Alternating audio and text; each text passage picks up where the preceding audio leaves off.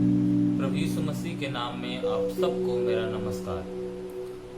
हम पहाड़ी उपदेश का अध्ययन कर रहे हैं। कुछ अध्ययन को हमने पहले ही समाप्त कर लिया है। आइए हम कुछ और अध्ययन करते हैं। जो आगे का अध्ययन है, हमने मत्ती रचित सुसमाचार उसका 5 और 6 अध्याय का अध्ययन हमने किया है और 6 अध्याय का अध्ययन अभी बचा हुआ है। तो आइए हम 6 अध्याय और उसका 16 पद से आगे के जो अध्ययन बचा हुआ है उसे हम करते हैं। आइए हम शुरू करते हैं। बड़े प्रार्थना के साथ में आप इस अध्ययन को कीजिएगा और प्रभु आपको आशीष देगा। आइए हम शुरू करते हैं। मत्ती रचित सुसमाचार उसका 6 अध्याय उसका 16 पद से। और यहाँ भी इस प्रकार से हम पढ़ते हैं। यहाँ पे उपवास के बारे में है। जब तुम उपवास करो तो कपटियों के समान तुम्हारे मुंह पर उदासी न छाई रहे, क्योंकि वे अपना मुंह बनाए रहते हैं ताकि लोग उन्हें उपवासी जाने। मैं तुमसे सच कहता हूँ कि वे अपना प्रतिफल पा चुके। परंतु जब तू उपवास करे तो अपने सिर पर तेल मल और मुंह धो, ताकि लोग नहीं परंतु तेरा पिता जो गुप्त में है तुझे उपवासी जाने। इस दशा में तेरा पिता जो गुप्त में देखता है तुझे प्रतिफल देगा। यहाँ पे हम उपवास के बारे में देखते हैं कि हमें किस प्रकार से उपवास करना चाहिए और हमें विशेष करके अपने जो धर्म के काम है उसे दिखाने के लिए नहीं करना चाहिए। दूसरे देखेंगे तो हमारी बड़ाई करेंगे, हमारी प्रशंसा करेंगे। इस उद्देश्य के साथ में हम कभी भी उपवास न करें। यीशु मसीह बोलता है कि जब तुम उपवास करो तो कपटियों के समान न हो, दिखाने के लिए उपवास मत करो। और ताकि उस समय के जो यहूदी लोग थे वे इसी प्रकार से उपवास किया करते थे। और जब वे उपवास किया करते थे तो अपने मुंह को वो लोग निराशा से निराशा उनके मनों में और उनके मुंह पे छा जाता था या छाया रहता था, ताकि लोग उनके मुंह को ऐसे देखकर उन्हें उपवासी जाने। और यीशु मसीह बोलता है कि इस प्रकार से उपवास हमें नहीं करना चाहिए। हमें हमारे उपवास का जो उद्देश्य है वो अच्छे कामों के लिए होना चाहिए, ताकि हम परमेश्वर से आदर पाए और परमेश्वर हमारी बड़ाई करे और हम परमेश्वर के सामने ग्रहण योग्य हो सके। इसलिए हमें उपवास करना चाहिए। उपवास दिखाने के लिए नहीं होना चाहिए। जब हम यशायाह की किताब उसका 58 अध्याय पढ़ते हैं तो वहाँ पे एक बहुत ही अच्छे तरीके से उपवास के बारे में बताया गया है कि हमें किस रीति से और किस प्रकार के उपवास से परमेश्वर प्रसन्न होता है। उसके बारे में हम बहुत ही अच्छे तरीके से वहाँ पे वचनों को देखते हैं। तो कृपया आप जो वचन है उसको भी आप पढ़िए और प्रभु आपको प्रार्थना के बारे में वहाँ पे बहुत सारी बातें सिखाएगा। तो हमें दिखाने के लिए दिखावटी उपवास नहीं करना चाहिए। और यदि हम वैसा करते हैं तो हम अपनी आशीषों को पा जाते हैं उसी समय में, और परमेश्वर से हम कोई भी आशीष को नहीं पाते। उसके बाद में हम स्वर्गीय धन के बारे में पढ़ते हैं। लिखा है, मैं अभी पूरे जो वचन है उसको नहीं पढ़ूंगा। आप इसको 19 पद से लेके 21 पद में आप इस जो वचन है उसको आप देख सकते हैं। और लिखा है कि तुम अपने लिए धन इकट्ठा न करो इस संसार में। क्यों नहीं करना है? क्योंकि इस संसार में यदि हम धन इकट्ठा करते हैं तो उस धन को कीड़े और काई खा जाते हैं। यहाँ लिखा है धन इकट्ठे करने का मतलब यहाँ पे यह नहीं है, केवल यह है कि हम केवल अपने लिए ही धन इकट्ठा करते हैं ताकि हम अपने लिए ही उसको उपयोग करें। और यहाँ पे धन इकट्ठा करने का एक मतलब यह भी हो सकता है कि हम धन से अत्यधिक प्रेम करते हैं, धन के लालची हैं, लोभी हैं। तो हमें इस बात को समझने की जरूरत है कि हमें धन को इकट्ठा नहीं करना है। मतलब धन का लालच हमें किसी प्रकार से नहीं करना है। और क्योंकि हम देखते हैं पहला तीमुथियुस उसका 6 अध्याय उसका 10वें पद में कि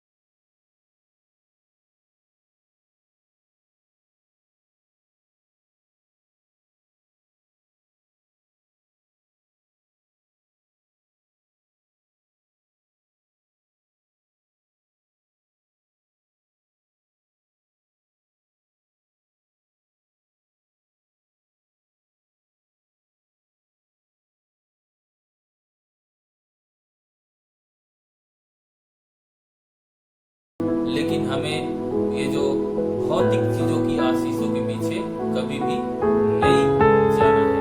और आगे हम देखते हैं कि अपने प्राण की चिंता न करो कि हम क्या खाएंगे क्या पिएंगे। तो यहाँ पे हम इस बात को देखते हैं, और इसका मतलब ये नहीं है कि हम भविष्य के लिए योजना ना बनाएं। इसका मतलब यह भी नहीं है कि हम काम करना छोड़ दें और परमेश्वर की ओर टकटकी लगा के देखें कि परमेश्वर हमें खिलाएगा। इसका मतलब ये नहीं है। लेकिन एक और बात को हम देखते हैं, परमेश्वर चिड़िया को भी, पक्षियों को भी परमेश्वर खिलाता है। लेकिन उन पक्षियों को क्या करना पड़ता है? उन पक्षियों को सुबह सुबह उठना पड़ता है, अपने भोजन की तलाश में जाना पड़ता है। तो हमें चिंता नहीं करना है, और परमेश्वर हमें खिलाता है, लेकिन उसके लिए हमें कुछ काम भी करना पड़ता है और भोजन की तलाश करना भी पड़ता है। भोजन के लिए थोड़ा परिश्रम भी करना पड़ता है। हमें चिंता क्यों नहीं करना चाहिए? क्योंकि यदि हम चिंता करते भी हैं तो हमारा कोई फायदा होने वाला उसमें नहीं है। हम अपने आयु का एक रत्ती भर भी हम उसे बढ़ा नहीं सकते हैं। थोड़ा सा भी, एक पल भी हम अपने आयु का चिंता करके नहीं बढ़ा सकते हैं। इसलिए यहाँ पे परमेश्वर के वचन में लिखा है कि हमें चिंता नहीं करना चाहिए। और बाइबल में हम बहुत सारे जगह में पढ़ते भी हैं कि हमें चिंता नहीं, किसी भी बात की चिंता नहीं करना चाहिए, लेकिन सब बातों के लिए प्रार्थना करते रहना चाहिए। और हम देखते हैं आगे के जो वचन है उसमें परमेश्वर सबको खिलाता है। तो परमेश्वर जो आज है कल नहीं रहेगा, उसकी चिंता करता है, उसके बारे में सोचता है। तो परमेश्वर हमें बहुत कुछ क्यों न देगा। और संसार के लोग हैं जो भौतिक चीजों के पीछे भागते हैं, लेकिन हम आत्मिक लोग हैं, प्रभु के मानने वाले लोग हैं। इसलिए हमें भौतिक चीजों की ओर ज्यादा अपने ध्यान को न लगाते हुए परमेश्वर की बातों की ओर हमें मन को लगाना चाहिए। लेकिन एक और बात है, धन रखना गलत नहीं है, धन का लालच करना गलत है। और आगे हम देखते हैं कि परमेश्वर का राज्य और धर्म की जब हम खोज करते हैं तो परमेश्वर ये सारी चीजें हमें देता है। परमेश्वर सब कुछ देने का वायदा यहाँ पे करता है यदि हम परमेश्वर का धर्म और राज्य की खोज करें। लेकिन परमेश्वर हमें जरूरत से ज्यादा नहीं देता, जितना हमारी आवश्यकता है उतना परमेश्वर हमको देगा। तो यहाँ पे आगे एक और बात लिखा है, अतः कल की चिंता न करो, क्योंकि कल का दिन अपनी चिंता आप कर लेगा। आज के लिए आज ही का दुख बहुत है। तो हम जब इस संसार में रहते हैं तो हमें ज्यादा चिंता करते हुए चिंता फिकर में नहीं डूबना है।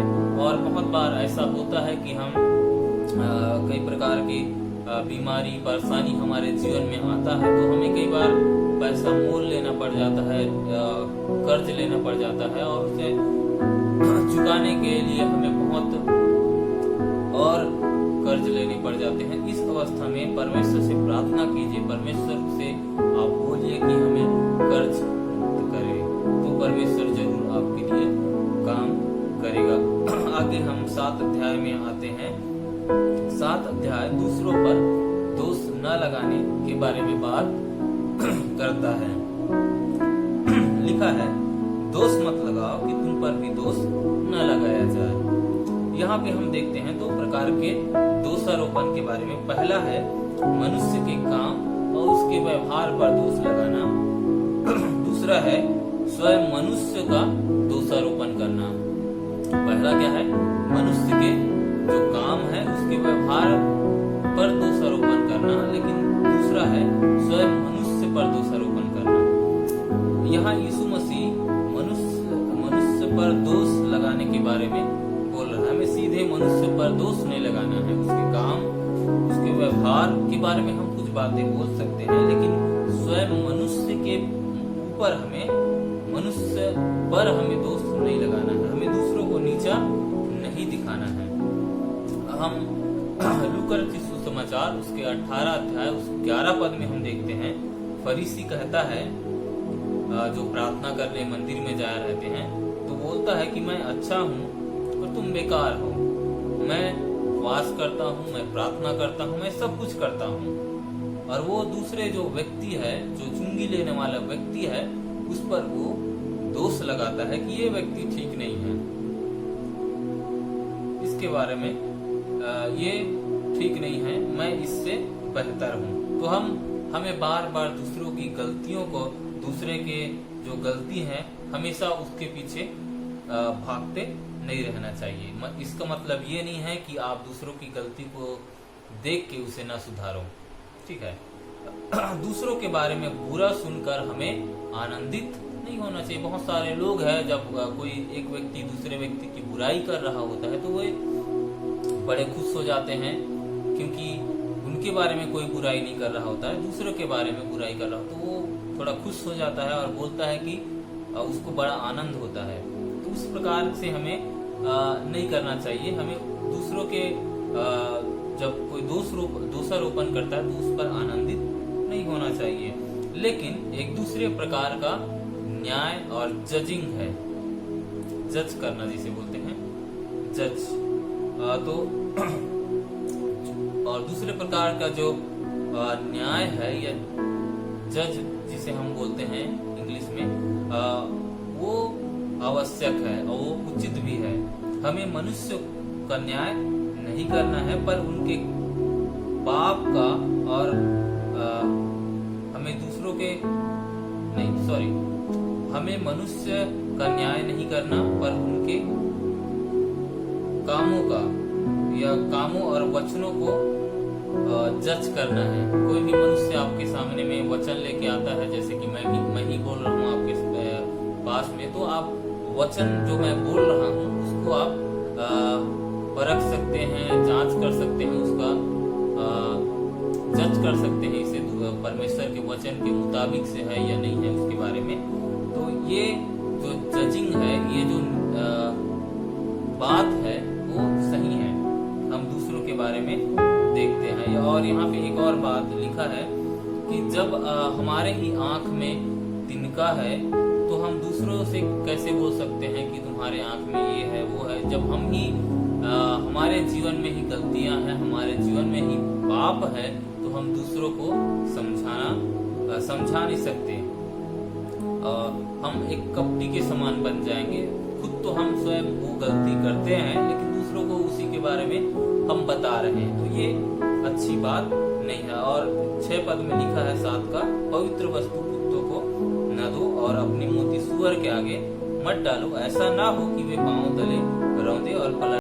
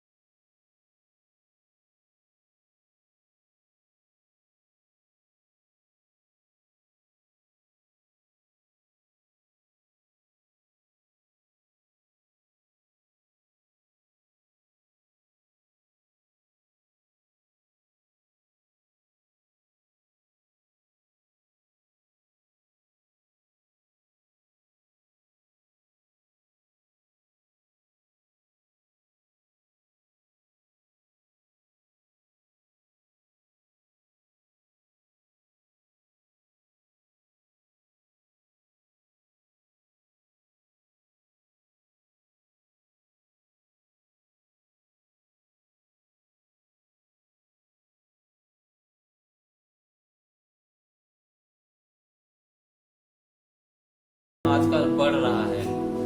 इस बात को हमें अच्छे से सीखने की जरूरत है कि हम झूठे जो शिक्षक है, झूठे जो भविष्यवक्ता है, उसे हम कैसे पहचानें, कैसे पहचानेंगे।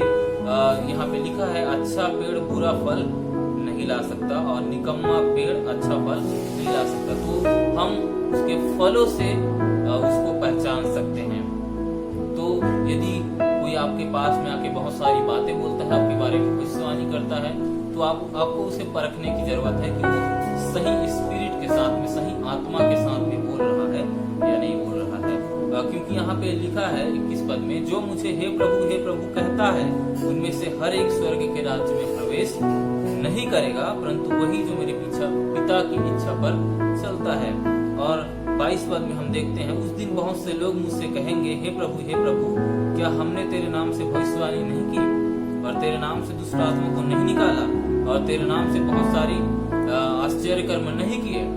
तब मैं उनसे खुलकर कह दूंगा, मैंने तुमको कभी नहीं जाना, हे कुकर्म करने वाले, मेरे पास से चले जाओ। तो यहाँ पे हम बहुत ही रोचक बात को देखते हैं कि जो लोग परमेश्वर की इच्छा पर नहीं चलते हैं, वे लोग, उन लोगों के जीवन के द्वारा भी आश्चर्य कर्म प्रकट हो सकता है।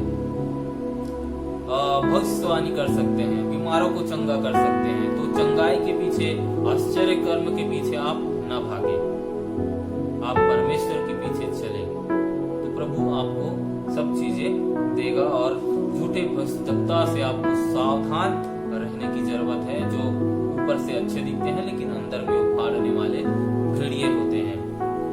आगे जो पहाड़ी उपदेश का अंतिम भाग है, घर बनाने वाले दो मनुष्य, बुद्धिमान और मूर्ख। और यहाँ पर यीशु सच्चे और झूठे मसीही के बारे में बात कर रहा है।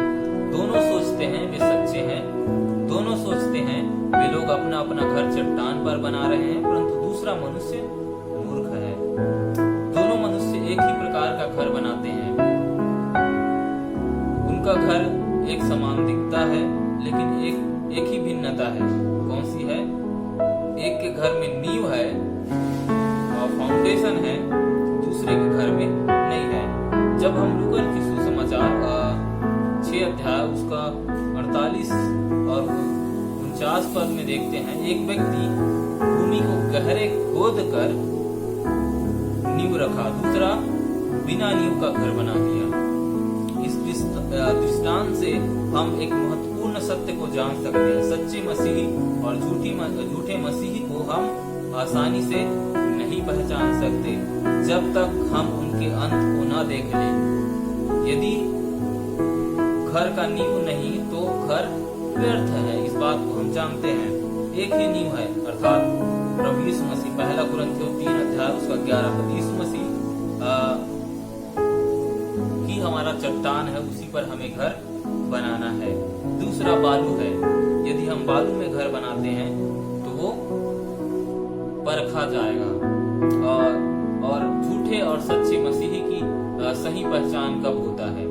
जब उनके जीवन में समस्या आता है, तकलीफ आता है, उस समय हम उसे अच्छे तरीके से पहचान सकते हैं। जब बाढ़ आई, आंधी आई, तब पता चलता है कि किसका विश्वास मजबूत है, कौन असली मसीही है और कौन नहीं है, कौन यीशु मसीह की शिक्षा पर चलता है और कौन नहीं चलता है। इस बात को सुन के हमें भी आश्चर्य होगा, और यीशु मसीह की जो शिक्षा है उसे हम सुन के आश्चर्यचकित रह सकते हैं, लेकिन हमें उनका पालन करना बहुत जरूरी है। और यीशु मसीह शास्त्रियों और फरीसियों के समान नहीं, परंतु अधिकार के साथ इस सारी बातों को बोला और बहुत सारे लोग आश्चर्यचकित रह गए। तो आप किस प्रकार के व्यक्ति हैं? क्या आप परमेश्वर के वचन पर चलने वाले व्यक्ति हैं, या केवल आप बस सुनकर उसे भूल जाते हैं? हमें जो वचन हम सीखते हैं उस पर हमें चलने की भी जरूरत है, तभी परमेश्वर हमको